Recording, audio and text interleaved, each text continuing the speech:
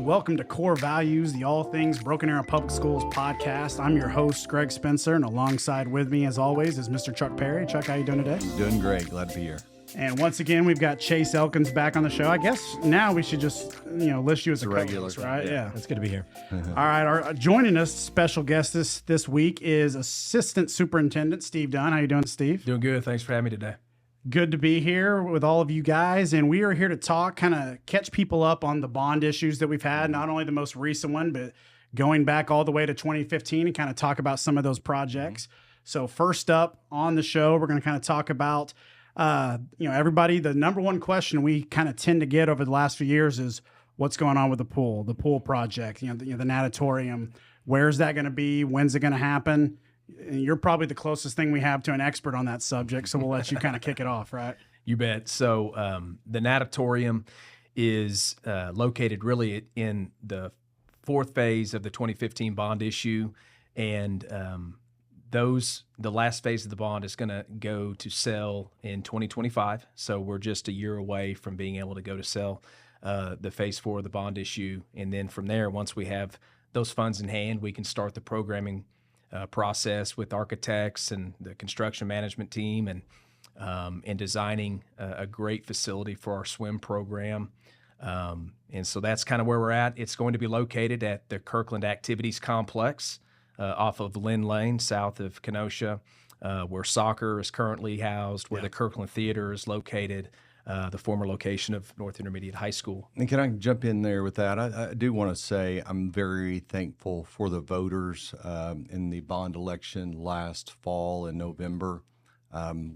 Question 4 was if we could have some flexibility of looking at other sites other than Kirkland, which was originally listed in the 2015 bond, to build the aquatics facility. And we did our due diligence and went through the process. And at the end of the day, Kirkland ended up being the best place to build it. But I do appreciate the trust the voters had in the school district to really vet that out and see what was best for our district and the community. That's a good point. So anything else we want to kind of talk about? Is it going to look the same as kind of as it did back in 2015, or are we going to go, new architects and new sketches, things like that? I mean, just to start out, the transparency of this is long overdue of having a facility in Broken Arrow for our athletes. We've had a great partnership over the years, a long time partnership with the Salvation Army Boys and Girls Club there off 91st Street, but we've outgrown that, and it's time for a new era in swim. I think, to build a program, you've got to have the right coach in place and the right people first, and then from there, talk about if you'll talk about our coach and then where we're going, what we'll get on top of what we currently have. Yeah, well, most Tiger fans would remember Brianna Barker as a 7-time state champion swimmer here at Broken Arrow High School, who was brought up in the Salvation Army Boys and Girls Club pool. So she busted the myth of excuses in terms of that facility, but her mindset and what she's bringing to the table is now our head swim coach. Her husband is also serving on our swim staff, and he was a part of a great program coming out of Edmond Public Schools and swam collegiately as well over in Arkansas.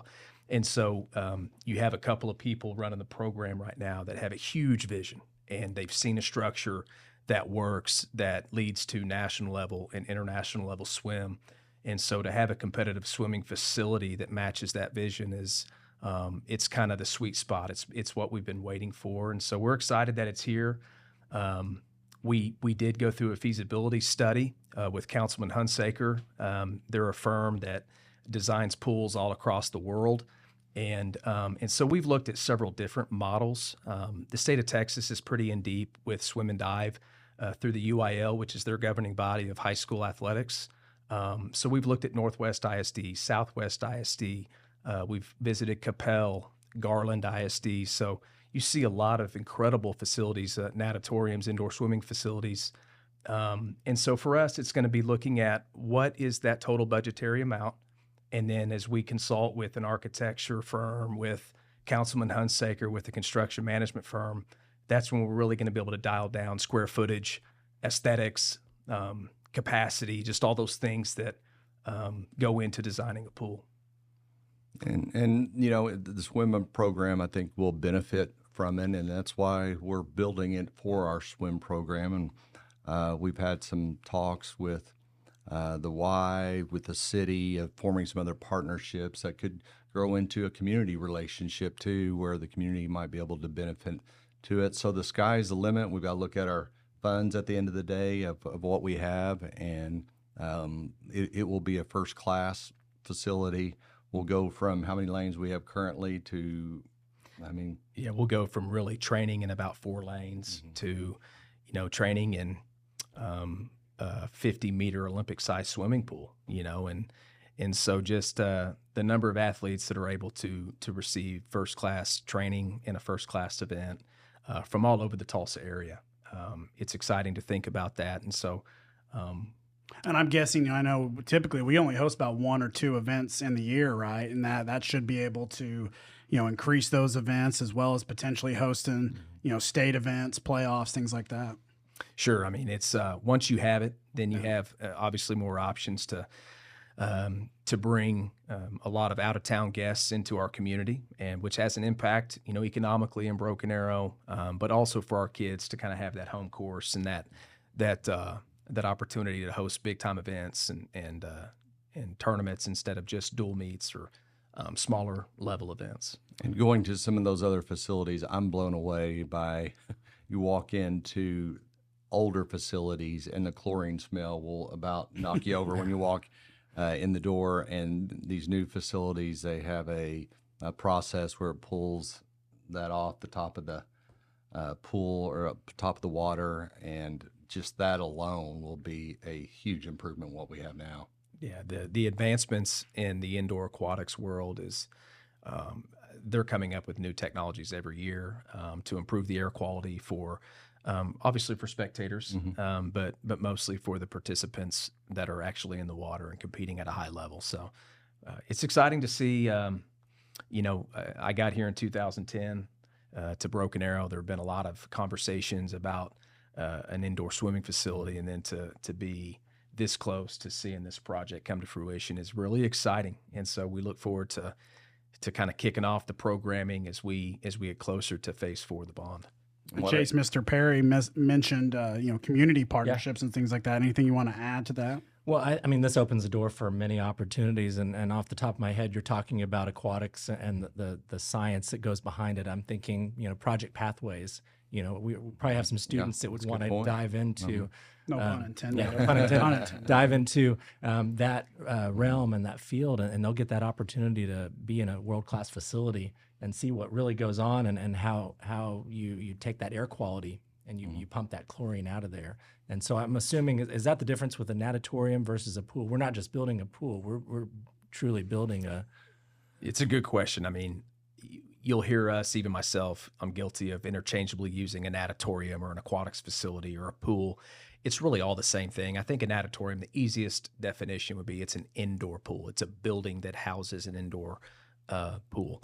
But you're right. I mean, there are so many community groups that have reached out to me in my previous role as the executive director of athletics, local fire and police, talking about water rescues, local dive facilities that have reached out wanting the ability to come in and train underwater diving. And so 4-year-old swim programs, there are just so many groups that have reached out in the past.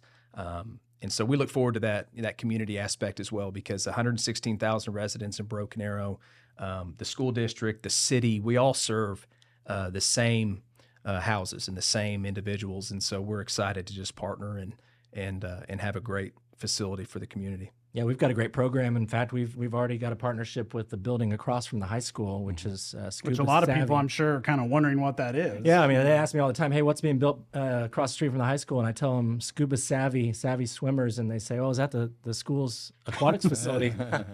I said, well, no, it's not. It's a private business that's investing in Broken Arrow, but I'll tell you, they've already written a check for $1,000 to our swim team because they believe in our students. And when I met with their ownership team, they're excited about that location. They knew going in, they're right across from the high school, and they'll pull from our swimmers and get to get them involved. And you know, you just talk about 116,000 people here. I mean, we need multiple facilities to be able to, you know, handle all the needs in the community. Any final thoughts, comments on the timeline or anything like that? Well, we'll be looking to receive those funds next year, and we'll be determining, it could be as early as April time period. What we're going to be doing is watching the market where we can get the most bang for our buck, the biggest return on our investment, and selling those and making some projections at that time. So we'll be monitoring it closely, but it'll be next year sometimes. All right, moving on. If you've been anywhere near the high school campus recently, you've seen that there's a very large building that's been underway for well over a year now that's starting to look finished. Let's talk a little bit about the event center. How close are we to finishing that project? It's very close. You know, you guys have all been there. And what are we going to do with it? Well, something I'm excited about driving up here today. It was nice to have 4 lanes to drive down. Oh yeah, got to give the city a shout out. We've been missing those 4, missing good, clean, empty streets. Yes, so that was awesome. But I'll let you go ahead and take that event center part. You bet. So we're nearing the end of this project to the point where we received a temporary certificate of occupancy last week. We hosted our first event, which was an Olympic training clinic with the Georgian national wrestling team from Eastern Europe. They came over and trained in our new wrestling practice facility, and we're gracious for the city for issuing that temporary certificate of occupancy. And we'll have as you're watching this, and if you haven't seen it, there'll be a separate story out there that people can see about that clinic. And I would encourage you to jump on and see that, because it gives you a glimpse into the type of facility that was built, and it's just going to be incredible. And it was so fulfilling to see it full of kids and to see it being used for what it was designed to be used for, which is just building young men and young women in a co-curricular setting, and to see that this past week was just a glimpse into what's to come. So we're probably less than a month away from getting all the keys and moving all of the different groups into the event center that will be occupying that space. But which will be wrestling, all wrestling. You'll have boys and girls wrestling. You'll have all of our cheerleading squads from our middle schools up to our high school, our varsity group. You'll have our volleyball program. We're actually adding a volleyball roster, which we were able to do now because we have 4 full-size courts to practice on. And so just our ability— That'd be like an additional JV or sophomore team? That's right. Just keeping as many kids in the program as we possibly can to develop and again, offer that co-curricular opportunities. So those are the programs that will be housed there. About 520 students every single day will be housed in that facility, not including the classrooms that are going to be relocating from the high school campus over to the event center in the 6 new classrooms that have been built as a part of this. And then, of course, we've got Tiger Threads moving into a new location there right on the corner where you'll be able to kind of not have to fight that traffic at certain points of the day. There'll be extra parking there as well. So that's exciting for people in our town as well. Absolutely. And, a lot of people that don't want to come into Tiger Threads during the day because you're entering the high school campus per se through the main entrance. And this kind of gives it set off where it's got its own entry. And I think that will increase the visibility and getting people through there and giving us a chance to show off what we have to offer as far as spirit wear and which just keeps getting better and better for absolutely, sure. So, absolutely. And then talk a little bit about what are we going to do with some of the spaces that we are vacating from over in the field house area, those types of things. It's really exciting. Yeah. So in the bond issue that we just passed, it included $4 million to renovate that existing space into fine art space. And so when we brought our sophomores up to the high school campus, we had recently finished up the VPA wing of the high school, which is It's beautiful. It's phenomenal. And what is a VPA wing? It's the Visual Performing Arts wing of the high school. And so it's where you have your show choir, your band, your orchestra, your visual arts. And so it's very, very nice, but it was designed for 2 grade levels. 11, 12, and so by bringing up the sophomores, immediately there was a storage issue, there was a space issue, there was a square footage issue. And so by being able to recapture that footprint on the west side of campus, we're going to be able to address nearly all of our fine arts programs. And again, that just has such a huge impact on the entire campus because it lowers class sizes across the campus per class period when you're able to create more spaces for your extracurricular activities during the school day. And so we're excited about that. We will be receiving those funds here this year, and programming begins immediately. We'll be engaging an architect and construction management team and putting together a committee to really design a great space for our fine arts programs. So I'm curious, as we open the event center, what are some of the activities that we'll get to see in that facility? It's probably not just for Broken Arrow Public Schools, but are we going to invite the community in as well? Absolutely. I think internally, what's really unique about this project is, there's not a space in our district to this point where we can have every Broken Arrow employee under one roof, under the sound of one voice, hearing the same message, cheering the same chant, and building that culture and community within a school district. And so with its capacity, it can seat 4,500 people with a stage inside that event center. We don't have one location on the high school campus where every student can sit under one roof, under the sound of one voice, and have a pep rally or have, a keynote speaker come in and invest in our students. And so to have that for the first time ever is pretty special. So I think the opportunities internally are pretty endless. So I think about Adam Winkin in our indoor percussion group and just the growth of that program that we've seen, having a space in the winter where they're not competing with, a basketball season of sophomore games and JV games and varsity games, and to have a place to compete and host events. I think that's going to be huge for him. I think also with Winter Guard being something that we're transitioning to, creating these opportunities in the winter. I've seen where we've already reserved the event center. It's not even open and it's already been reserved. But it's been reserved for Sounds of the Stadium, which is a really neat event that the Pride of Broken Arrow puts on typically in the Performing Arts Center. So they're going to try and do that there this year? So to have that in the event center this fall, it's right there at the stadium. It kind of has that arena feel. So I think the internal opportunities we've never had before, I think it just opens up that. And then, of course, with the community, I've developed a relationship with Joel Kester with the Tulsa Sports Commission. He's the director of the Tulsa Sports Commission, and he has put the event center on kind of their menu of venues to host regional and national level events, from esports competitions. You just saw the Bassmaster Classic. So many different youth wrestling tournaments. Youth wrestling, youth volleyball tournaments, cheerleading competitions. The cheer room has 2 competition-sized floors.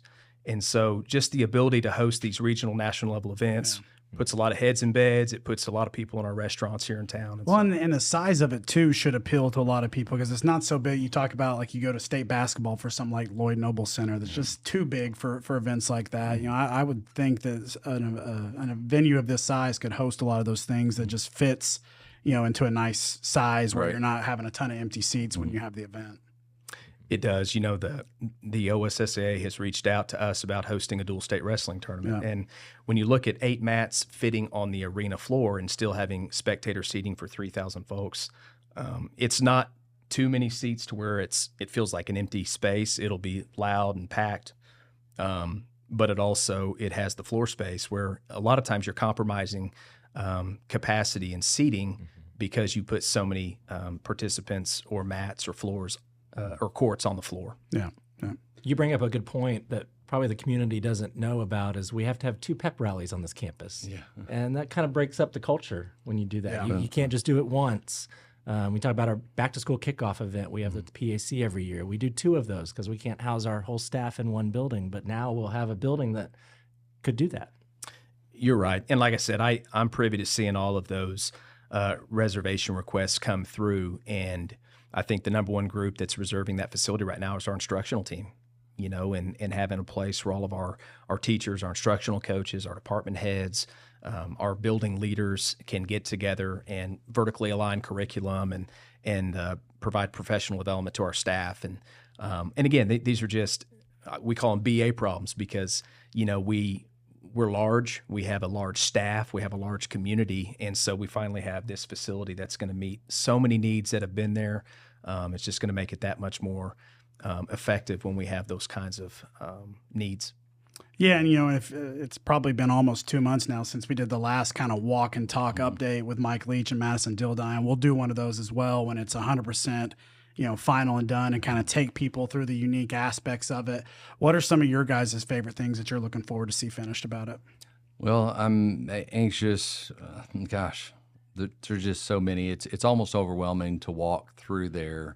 The varsity club, the new one that actually is aligned with our stadium and gives a more intimate feel with the ball games going on.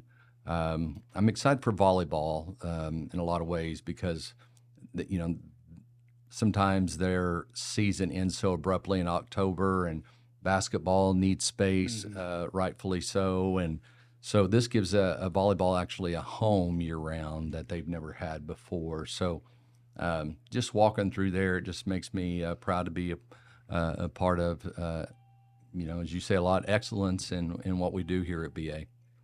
Steve, what about you? From the beginning of this project, we've had a team looking at pathways. Chase mentioned Project Pathways earlier, and there are so many opportunities within kind of the sports world to have a career. And if it's not within the athletic realm, it can be within some type of media realm or some type of health realm.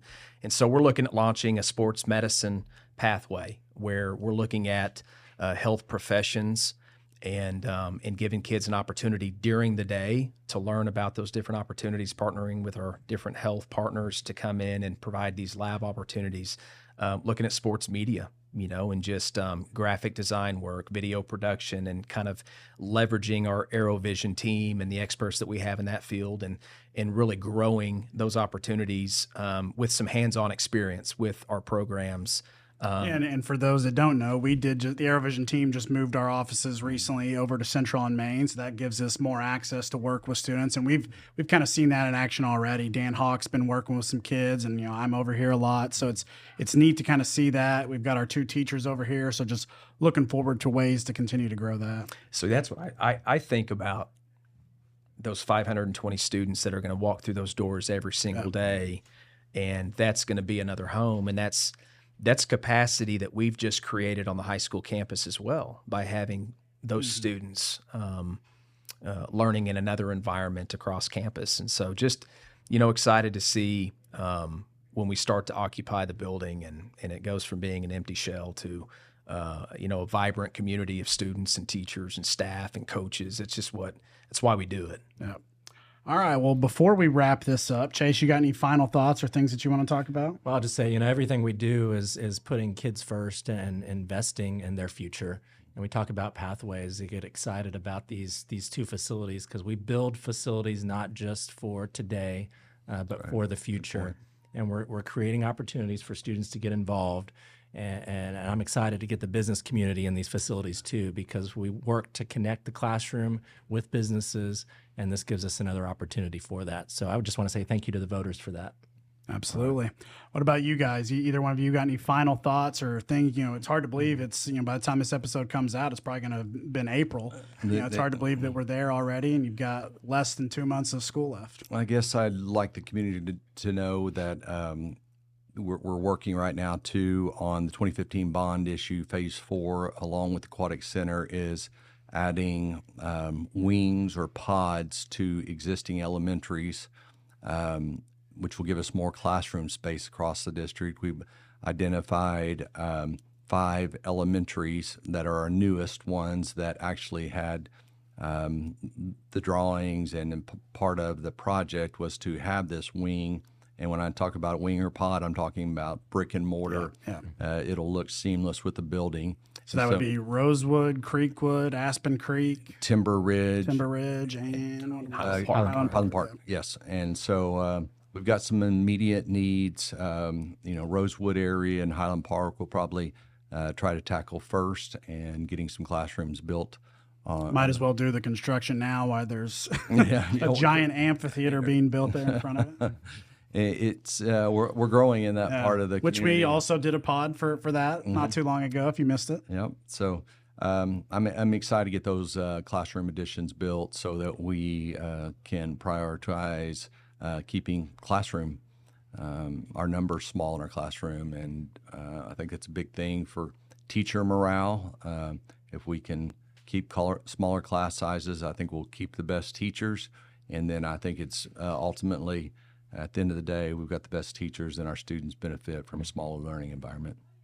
Steve, any final thoughts from you? Did I hear? I think I heard someone overheard someone saying that we have 9 weeks left in this semester. Hard to believe. Yeah. Wow. And the boss man says it very often that we're not in the business of tying a knot and hanging on. It's about finishing strong. Mm-hmm. It's about accomplishing goals that we set out at the beginning of the school year, and pushing hard towards those, and not counting down days, but making days count.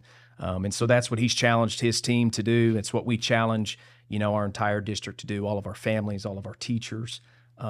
Finish strong.